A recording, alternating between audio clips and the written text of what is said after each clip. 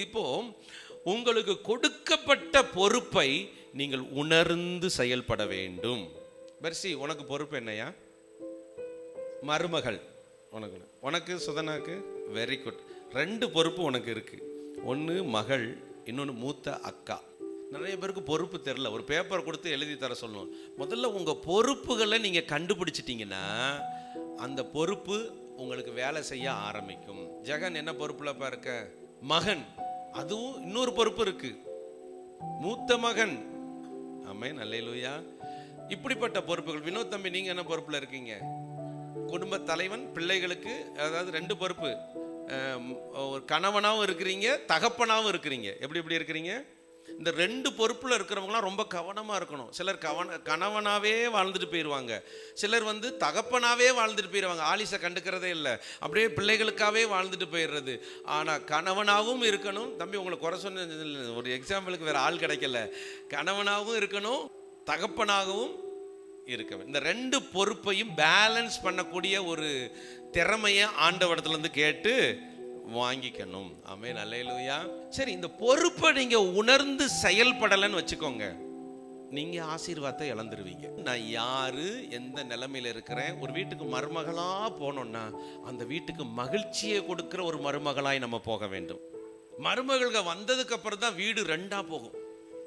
மருமக வந்தோடனே அந்த மகன் கொஞ்சம் அந்த அம்மாவை எங்கேயா கூட்டிட்டு போயிட்டானா அந்த மருமகளுக்கு ஒரு எரிமலை வெடிக்க ஆரம்பிக்கும். எரிமலை எப்படி பொறுக்கும் அப்படின்னு வெடிக்க ஆரம்பிச்சிடும்.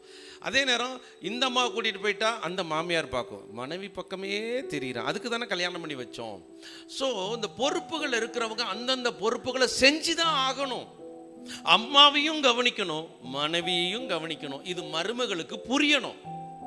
அந்த மருமகளே அந்த கணவரை கூப்பிட்டு, ஏங்க என் கூடயே உட்காந்துருக்கீங்க, போங்க போய் உங்கள் அம்மாவை கவனிங்க, உங்கள் அம்மாவுக்கு ஏதாவது உதவி செய்யுங்க, பாவம் அவங்களுக்கு கணவர் இல்லை, அவங்க அங்கே இருக்காங்க, போய் விசாரிங்க பாருங்க அப்படின்னு சொல்லி அந்த பொறுப்பை உணர்ந்து செயல்படும் பொழுது நாம் ஆசீர்வாதத்துக்குள்ளே வருகிறோம்.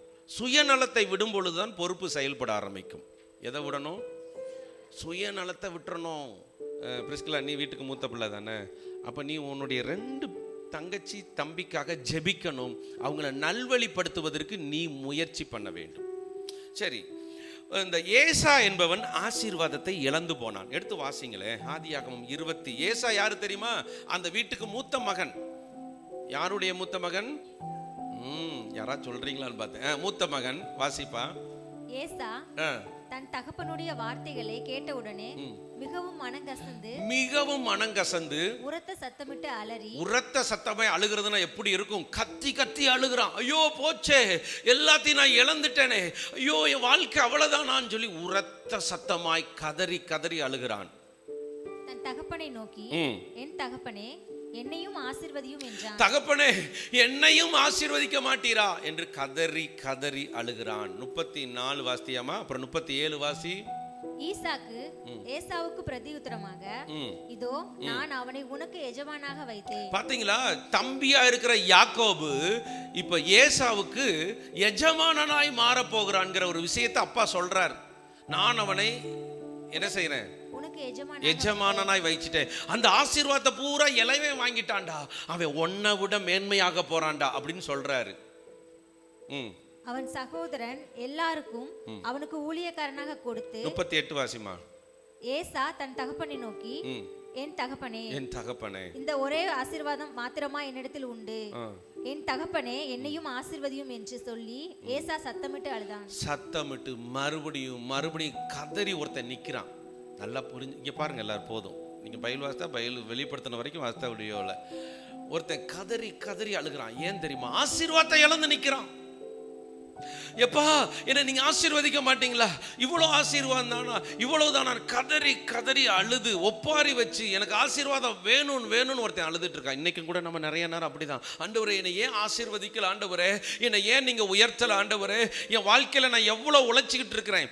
ஏசா தகப்பனுக்கு பிரியமானவன். தகப்பனுக்கு நல்லா உழைத்து காடுகளுக்குள்ளே போய் நிறைய விலங்குகளை வேட்டையாடி கொண்டு வந்து தகப்பனை பிரியப்படுத்துகிற அந்த ஏசா இன்னைக்கு கதறி அழுது கொண்டிருக்கிறான்.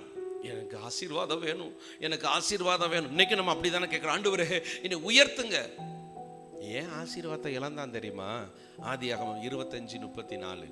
அப்பொழுது யாக்கோபு ஏசாவுக்கு அப்பத்தையும் பயிற்றங்கூலையும் கொடுத்தான். அவன் புசித்து குடித்து எழுந்திருந்து போய்விட்டான். இப்படி ஏசா தன் சேஷ்ட புத்திர பாகத்தை அலட்சியம் பண்ணினான். தன் சேஷ்ட புத்திர பாகத்தை அவன் அலட்சியம் செய்தான். தான் அண்ணன் என்கிற ஒரு காரியத்தை அவன் அலட்சியமாய் இருந்ததுனால அவன் ஆசீர்வாதத்தையும் இழந்து போனான். சபை மக்களுக்கு புரியுதா? நம்ம எந்த ஸ்தானத்துல இருக்கிறோங்கிறத நம்ம அலட்சியமா இருந்தா அந்த ஆசீர்வாதத்தை இழந்துருவோம். கர்த்தர் உங்களை நம்பி ஒரு பொறுப்பை கொடுத்து, ஒரு வேலையை கொடுத்து, ஒரு கம்பெனியை கொடுத்து, ஒரு ஸ்தானத்தில் மேனேஜராக வச்சிருப்பார். அதை நீங்கள் அலட்சியமாக நீங்கள் எண்ணிட்டு அந்த நேரத்தில் தண்ணி அடிக்க போகிறது, நண்பர்களோட சுற்றுறது, அந்த நேரத்தில் கண்டுக்காமல் நம்ம சுய காரியத்தை செஞ்சுக்கிட்டு இப்படியும் அப்படியும் நம்ம ஃப்ரெண்ட்ஸுகளோட பேசிக்கிட்டு அங்கே போகாமல் லீவை போட்டுக்கிட்டு வீட்டில் இருந்துக்கிட்டு நம்ம இப்படி சில காரியங்களை அலட்சியமாய் செய்யும்போது இந்த ஏசாவை போல நம்ம கதறி கதறி அழுக வேண்டிய நிலைமை வரும். ஐயோ, நான் உழைத்தேனே, ஆசீர்வாதம் இல்லையே, நான் தான் அந்த வீட்டுக்கு மூத்த மகன், நான் தான் ஆசீர்வாதத்தை பெற வேண்டியவன், ஆனா நான் இழந்து நிற்கிறேனே என்று சொல்லி உரத்த சத்தமாய் கதறி கதறி அழுது கொண்டிருக்கிறான். அங்க யாக்கோபு கிட்ட இவன் ஏசா என்ன பண்ணிட்டானா, நீ அண்ணனா இருந்துக்கடா அப்படின்னு சொல்லி அலட்சியமா அந்த பதவியை விட்டு கொடுத்துட்டான். இன்னைக்கு நீங்க மனைவியா இருந்தீங்கன்னா, உங்க பொறுப்புல நீங்க அலட்சியமா இருந்தீங்கன்னா உங்க நிலைமை கதறி கதறி அழுகிற நிலைமை வரும். சில பெற்றோர்களை சில பிள்ளைகள் கனப்படுத்தாம விட்டுருவாங்க. நான் பார்த்துருக்கேன், நான் உண்மையை பார்த்ததை உங்ககிட்ட சொல்றேன். அந்த அம்மாவும் இறந்துருவாங்க, அந்த அப்பாவும் இறந்துருவாங்க. அதுக்கப்புறம் அந்த பிள்ளைகள் கதரும், ஐயோ எங்க அப்பாவுடைய அன்பை இழந்துட்டேனே, எங்க அம்மாவுடைய அன்பை இழந்துட்டேனே, அவங்க இருக்கும்போது அவங்கள திட்டி இருக்கிறேன், அவங்க இருக்கும்போது அவங்க சொன்ன வேலையை நான் செஞ்சதில்லை, அவங்கள நான் உதாசீனப்படுத்திருக்கேன், ஏளனமா நினைச்சிருக்கிறேன், இன்னைக்கு எங்க அம்மா இல்லை, எங்க அப்பா இல்லை, கதறி கதறி அந்த நாட்கள் முடிந்து விட்டது. நமக்கு சில விஷயங்களை கர்த்தர் கொடுக்கும் போது நம்ம அதை பொறுப்புணர்வுகளாய் அதை அட்டன் பண்ண வேண்டும். எப்படி அட்டன் பண்ணணும்? பொறுப்புல. நாளைக்கு காலையில் திங்கக்கிழமைன்னு ஒரு நாளை கர்த்தர் உங்களுக்கு தரப்போறாரு. நீங்க இன்னைக்கே தீர்மானம் பண்ணணும், நாளைக்கு அந்த திங்கக்கிழமை எனக்கு ஒரு ஆசீர்வாதமான நாளாய் இருக்கணும். அது எனக்கு ஒரு சண்டையின் நாளாய், வேதனையின் நாளாய், சண்டை போட்டு மன சந்தோஷத்தை இழக்கிற நாளாய் இருக்கக்கூடாது. நானும் சந்தோஷமாக இருக்கணும், என்னை சார்ந்த என் குடும்பத்தையும் நான் சந்தோஷப்படுத்த வேண்டும் என்று நீங்கள் திங்கக்கிழமை காலையில் நல்லா சமைக்கணும். திங்கக்கிழமை காலையில் கணவரை பிளஸ் பண்ணி போங்கங்க, வேலை நல்லா பார்த்துட்டு வாங்கங்க. அவர் போனதுக்கப்புறம் ஃபோன் பண்ணி எங்கே போய் ரீச் ஆகிட்டீங்களா, கணவர்கிட்ட அன்பை காட்டிக்கிட்டே இருக்கணும். போயிட்டீங்களா, அங்கே என்ன செஞ்சிட்டு இருக்கிறீங்க, எதுவும் நல்ல தண்ணி குடிங்க, நல்லா சாப்பிடுங்க, எங்கே பத்திரமா திரும்பி வந்துடுங்க. பிள்ளைகள் இந்த நிலைமையில இருக்கிறாங்க. கணவருங்கிறவர் எப்பொழுதுமே பொறுப்பற்றவராக தான் இருப்பார். பிராக்டிக்கலா ஒரு ஆண் பெண் எப்படி இருப்பாங்கன்னா, கணவர் பொறுப்பற்றவராக இருப்பார். ஆனால் மனைவியானவர்களுக்குள்ள அந்த பொறுப்பு அதிகமாக இருக்கும். அப்போ இந்த மனைவியானவர்கள் அந்த பொறுப்பை எடுத்து காமிச்சிக்கிட்டே இருக்கணும். எங்கள் பிள்ளைகளை கவனிச்சிங்களா, சாயங்காலம் மூத்த மகன்கிட்ட பேசுங்க, அந்த இளைய பிள்ளைகிட்ட பேசுங்க, அவங்க அப்படி இருக்கிறாங்க, இவங்க இப்படி நடந்துட்டு இருக்கிறாங்கன்னு சொல்லி அந்த குடும்பத்தை நீங்கள் சேர்ந்து கட்டி எழுப்ப நீங்கள் உங்கள் பொறுப்புகளை பயன்படுத்த வேண்டும். ஏசா ரொம்ப அசட்டையாக நினச்சிட்டான். இவன் வேகமா வந்துட்டு இருக்கிறான் பசியோட. அப்போ இவர் செவப்பான ஒரு கூழ் கிண்டிக்கிட்டு இருக்கிறார் யாக்கோபு. அப்போ இவன் கேட்குறான், பசிக்குதுரா.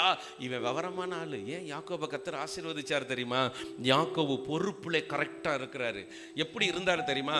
உனக்கு கூழ் வேணுமாடா, அப்பனா நான் தாண்டா உனக்கு அண்ணனா இருப்பேன் அப்படின்னு கேட்குறாரு. பொறுப்பா இருக்காரா இல்லையா? இவருக்கு அது மேல ஒரு நோக்கம் இருக்கு. நானும் முன்னேறணும், நானும் ஒரு அன்னை ஸ்தானத்துக்கு வரணும், நானும் மேன்மையான இடத்துக்கு வரணுங்கிற ஒரு பொறுப்பு உணர்ச்சி இருக்கிறத கர்த்தர் பார்க்கிறாரு.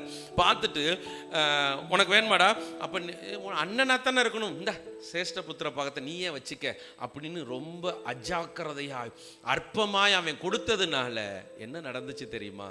கர்த்தர் அவனை ஆசீர்வதித்து உயர்த்திட்டாரு. இவன் ஆசீர்வாதத்தை இழந்து நிற்கிறான். இன்னைக்கு என் கூட வந்தவெல்லாம் ஆசீர்வாதமாகி போயிட்டான் பாஸ்டர், நான் மட்டும் இன்னும் இதே இடத்துல நிற்கிறேன்னா உங்களுக்குள்ள பொறுப்பு வரல. உங்களுக்கு பின்னாடி வந்தவனுக்குள்ள பொறுப்பு வந்துச்சு, அவன் உயர்த்தப்பட்டுட்டான். உங்களுக்கு பின்னாடி வந்தவன் இந்த விஷயத்தை கண்ணும் கருத்துமா செஞ்சா முன்னேறி போயிட்டான். நீங்க அசட்டையா அஜாக்கிரதையா இதுதானே இது எனக்கு தெரியும், இது எனக்கு புரியும், அப்படியே உங்க வாழ்க்கையை கொண்டு போறீங்க. பிளான் பண்ணணும்.